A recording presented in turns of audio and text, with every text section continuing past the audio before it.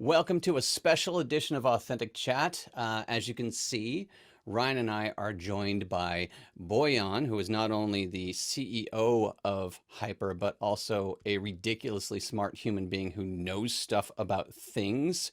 And so we've brought him on to talk about a recent post that he made on LinkedIn regarding the Octopus attack that happened out in the wild, what it is, why you should know about this, why it's important, and really what you can do about it too, and maybe discuss some further items out in the world that were related or possibly unrelated, but definitely associated with that type of attack. So Bojan, welcome to our happy little friendly show. Appreciate you jumping on. Thank you for having me, guys. I can see that I am very immature in my audio setup compared to both of you, but I'll take what I can get. Well, Ryan's showing off because he's got his microphone on camera, right? So he's like, I got a pop filter. Who, you guys got pop filters? I don't think so. Gotta make sure you can't see me spitting on my microphone. That's all. So Bojan, I already queued it up for you. Octopus Attack. I saw the graphic that you put out here. Thank you, by the way, for putting that out there. It does help people, even just understanding how phishing works just in general, but also specifically around this attack. But tell us a little bit more about what it is and why we should care. Yeah, it's one of those things where, if you're an employee at any company, in North America or even the world, there's a pretty good chance that you're using something like an Okta for your login. Right? And there's many similar solutions out there that do the single sign-on piece for the employees of these customers. And what we're really just seen recently in the last couple of weeks and really over the last couple of years is the bad guys have figured out how to take advantage of the fact that employees can now access anything from anywhere because they're all remote, and use automated ways of bypassing even multi-factor authentication security that they may have. And so this is something that was always possible. Like, we always kind of knew it because we work in the industry and we would see it happen every once in a while. But really, in the last couple of years, what's happened is the bad guys have innovated, and they have found ways to not execute these types of attacks like onesies, twosies types of way, but like target millions of users in a single shot. And that's really the big change in the last 2 years. It's the scale of the whole thing. Yeah, it's been pretty interesting to watch it evolve over time. I mean, Bojan, you and I have had conversations. It's as simple as grabbing maybe 2 or 3 tools off the shelf these days and standing up a man-in-the-middle proxy with GoFish, and you're pretty much off to the races with a couple domain registrations. I think we've even seen it be a little bit more expansive because of certain things that in this. It's almost like a supply chain. Like with Octopus, it's almost like a supply chain hit because the resources and information that came out, I think it was Twilio. You can correct me. Obviously, I'm pulling from memory. I think it came from Twilio, was an exfil of data and information, in which then got reused across all these other phishing attacks. Yeah, it's really one of those cool situations. And by cool, I mean technologically interesting. I don't think that it's good that these things are happening, but it's similar to back in 2014, 2015 timeframe when LinkedIn got breached, right? And they lost 97 million people's credentials. Well, the hackers basically just said, well, gee, I wonder where else that person is using the same username and password. And they tried their email, their bank account, so on and so forth, and had tremendous success. A similar thing is happening with, breaches like the Twilio one that occurred, and so on and so forth. And it's really cool to see how, the adversaries are able to evolve quickly and how they're able to kind of stitch different attack methods together to get their desired outcome. They're really some innovative folks, and it's too bad they're doing nefarious things with it. Well, yeah, it's the good v bad, and as long as they innovate, we innovate, and it's going to be the back and forth, and could be, I think, part of the compelling reasons for other technologies to come to light and get adopted, right? See, he's putting a Yeah, positive spin on that. He's saying all the bad guys are causing us to innovate. Nicely done, Ryan. Nicely done. Well, if we're all good, then there's nothing to, increase our abilities. that's the thing though, right? Like I feel like in security, most of the industry is just always playing defense. Like we never really go on offense. And yeah, we talk about like North Korean nation state hackers and Russian nation state hackers targeting the United States. Well, at the nation state level, like, these countries are going, back and forth all the time on these things. But within the actual enterprise or business community, I feel like we're purely playing defense most of the time. I mean, I think there's 6,500 cybersecurity vendors out there today. And I'll be willing to bet that like 85–90% of them just focus on, okay, something bad is about to happen or going to happen. How do we react to it? And there just isn't enough happening to kind of just solve the problem at its core. And it's obvious why that's happening is because companies have decades of legacy infrastructure and cruft that, hasn't adjusted to the new normal, which is everything being connected all the time.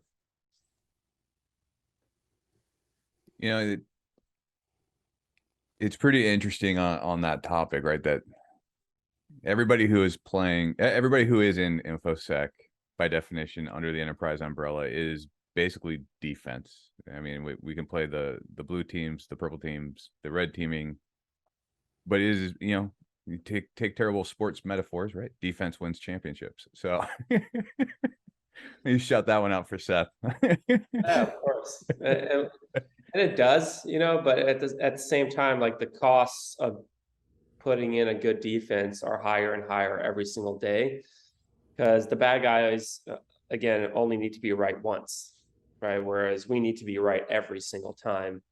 And that's a really tough thing to do. And we've just seen it, if you're a hacker these days and something like the Twilio breach happens, well, that data gets made public pretty quickly. And if you're a bad guy, you just kind of have your choice in terms of what you want to do with it, right? You can say, okay, well, I'm going to download this phishing toolkit from GitHub and put it, execute this attacker in the middle attack. And then I'm going to pair that with a $300 service that I buy from the dark web for installing and spreading ransomware. And then I'll tie that in with this other tool that I can buy for, a couple $100 in Bitcoin, to exfiltrate PII or intellectual property. And now you have an entire sophisticated attack. And, there's very few things that businesses are able to do to, in real time, react to those methods. And so there's just more and more permutations of ways that bad guys can get in every single day. And that's why we have 6,500 vendors in security. It's crazy. Well, and go ahead, Darrin. I was just going to say, one of the biggest challenges obviously is, and it sounds derogatory, it's not meant to be, but it's human beings, right? We're inherently flawed just as being human beings. That's who we are. So somebody sends, if I get a text from Bojan, hey, can you get me $300 worth of gift cards because I got to pay something? My first instinct is like, oh my gosh, Bojan's texting me about something. I should probably get on this. So we're inherently flawed in that way that we're not thinking first, is this a scam? We're thinking, oh gosh, my CEO is asking me for something. I should do something. I'm a helpful person and I want to help this situation. And the attackers know that. And so even the defense oftentimes doesn't eliminate the human element from the attack vector. And shameless plug moment, but that's one of the things I love about what we do is that we're sort of taking away one of those human element moments of remembering a word that indicates that you are who you say you are. And taking away one of those attack vectors rather than just continuing to pile on defense of making the password longer, more complex, or so forth. We're literally saying, nope, you just can't use that anymore. And I dig that. Yeah, it's about just getting to the least common denominator and solving for that. There's just, I'm a math guy, so there's just so many. Like, have you ever seen those like political cartoons or maybe memes where it's like some super crazy complex mathematical equation with like complex graphs and stuff, and then like it ends up the solution being something super simple. Like, and I feel like a lot of the security industry today is just building one of those where it gets more and more complex every single day. And the fact is, the vast majority of the buyers in the industry and the vast majority of the users in the industry have no idea what the hell any of this stuff is, and just say, well, all right, I guess we need a larger cyber budget so we can spend more money, and just kind of pray that it helps us as a company. And Ryan Rowcliffe, to use another one, hope is not a strategy. Yeah, but it's pretty interesting when we tie all that together, right? So some of that cybersecurity budget, and the funny thing is, you were talking about attackers collecting specific tools and maybe making a purchase here and there. I was running that kind of math in my head. For about less than $1,000 investment, you end up with a full setup that you could probably net a couple $100,000 out of. And if you were to put your business hat on, that's a pretty good business model. 1,000 investment, couple $100,000 in return. Plenty of businesses that would love to operate that way. So we can all see why there's value in the bad acting part of the business. The interesting stuff, though, is that most of these attacks, most of what we're seeing in these attacks, are originating from SMS. They're originating from OTPs. They're originating from those shared secrets. And not to kind of call out like InfoSec Twitter, but I was reading through a thread where it was like, what's your choice? SMS versus push notifications. And, we both know that push notifications have their flaw and SMS has their flaw. But the most interesting thing I saw was that people think SMS and they think SIM swapping. They're not taking in the part that Darrin was just talking about, which was the inherently flawed human who's willing to just, enter an OTP. And to mitigate this, as I think you were saying earlier, it's like it's a mitigation. Most aren't aware of what it is, and it's a risk adverse or it's a risk mitigation technique. Why would it still be viable for a business to accept using SMS outside of their idea of it being user adoption? That's the primary thing. So SMS is used in a lot of places as the second factor because of this concern around privacy, right? And I have a bit of a theory on this, which is employees generally don't want to install company-related apps on their phone, right? Well, a lot of them don't. And even though this slice of population within an organization is fairly small, right? Typically less than 5 or 10%, they're the loudest part of the organization. And so the squeaky wheel gets the grease, and therefore we still have most people, a lot of people using SMS for 2FA. And so that's a big part of it, I think. But, one of the reasons that we got into this whole thing was, hey, we wanted to do BYOD. We wanted people to be able to access their corporate email, their internal websites and stuff on their phones and their iPads. And the only way that we can feel good as an organization, I'm speaking as an enterprise here, is if we install a mobile device management thing on their personal mobile device, right? And so if I'm an employee, I have to install this thing now to access my intranet site, and it's very intrusive, right? It looks at all my other apps. It can read my text messages. It can do all this stuff. And that is kind of the, overcorrecting approach, in my opinion. And the reason that you have to have this MDM, this kind of sandbox, this intrusive sandbox on your mobile device, is because in order to access those applications on your phone, guess what you have to type in? You have to type in your corporate password, right? Which means that, hey, it used to be the only place where you could type your corporate password in is if you're within the 4 walls of your company. Now anybody can type it in on a mobile device everywhere. Therefore, we need this really intrusive MDM security thing in order to mitigate that risk. And so therefore, we still have a good percentage of people using SMS for 2FA because they don't want to install another thing on their phone. And there's this just kind of ingrained thought process of like, if I install anything work related on my phone, it's going to see all my text messages and I'm going to get in trouble, right? And so when we think about moving away from the password entirely, it also, in my opinion, reduces the necessity for that intrusive software to be installed on my phone, because as a end user who is not maybe very technical, I'm not typing in a password into my personal phone anymore. And that is a big deal if you're a security team within an enterprise. So imagine like how much safer you would feel as a company if you knew your employees were never typing in a password to access any corporate resources on their personal devices or any work devices. And so I think that that stigma is going to change, or that mindset is going to change, but it's going to take time. Because I remember, my first job, working at a big company, like installing that software on my phone, it was like, wow, okay, this thing can really do and say anything and read anything on my phone. It was not a good feeling. And I can't imagine, like, if you're a super paranoid person, the thoughts that might be going through your mind. Yeah, there has to be a balance between the fact that, we don't trust the user, but we want you to feel like you're trusted. Yeah. Yeah, we don't trust you. Put this on your phone. It's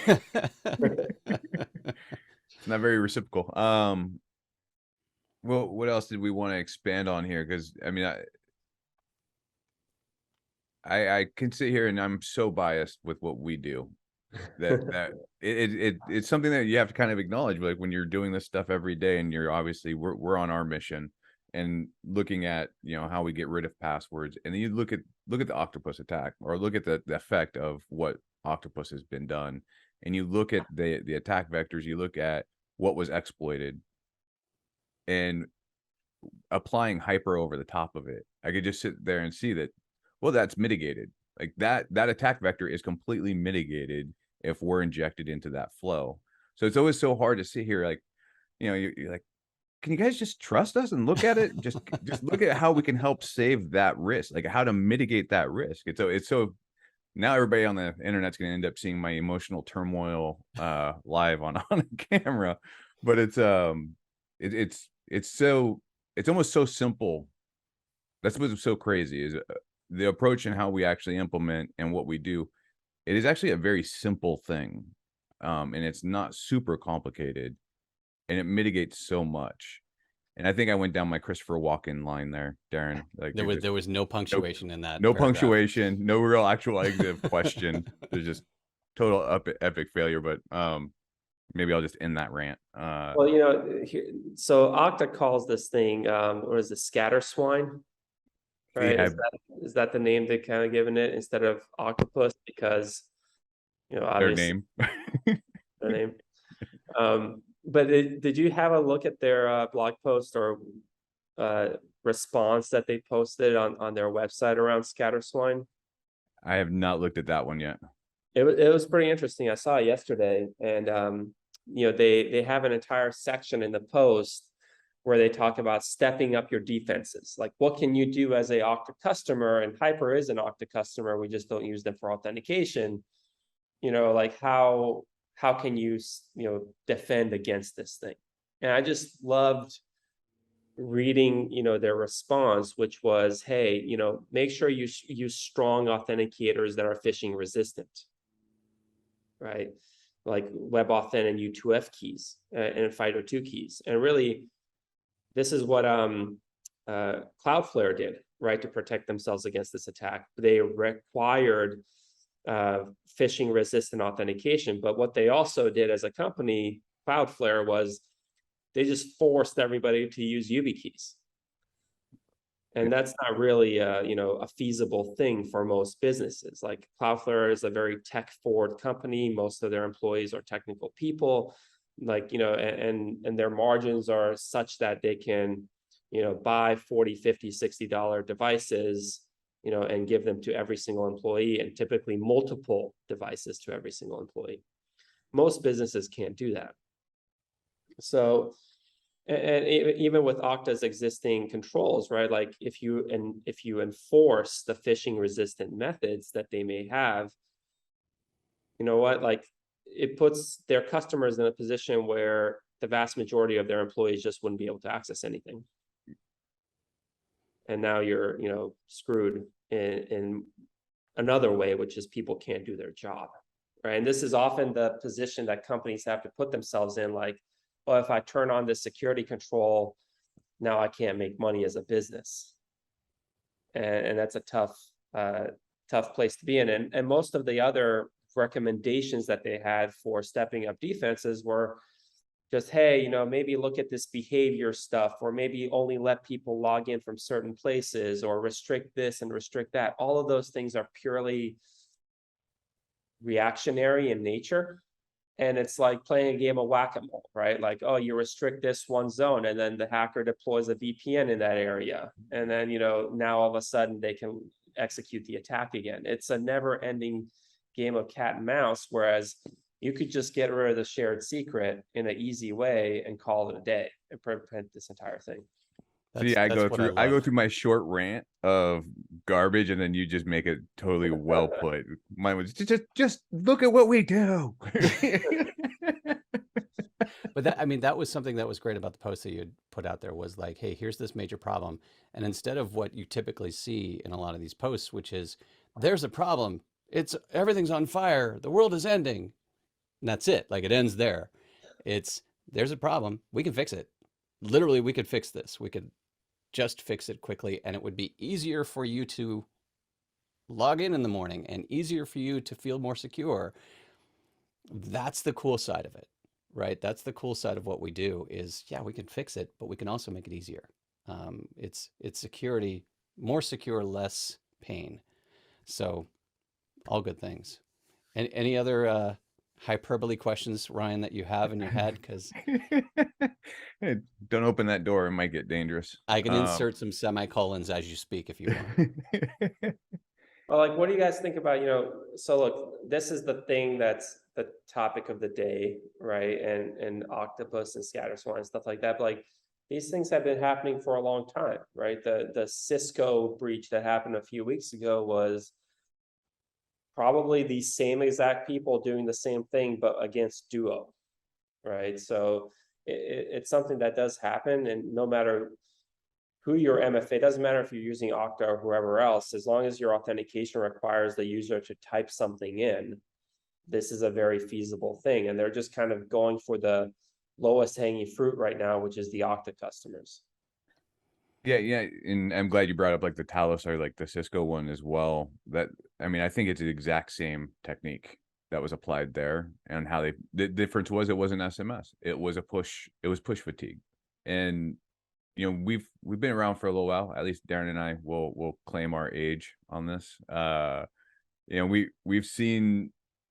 I've seen this trend with SMS with push fatigue since at least 2014. If I'm quoting the years right, there's a possibility that's going to be off a little bit, because for us older people, 20 years ago was 1980. So,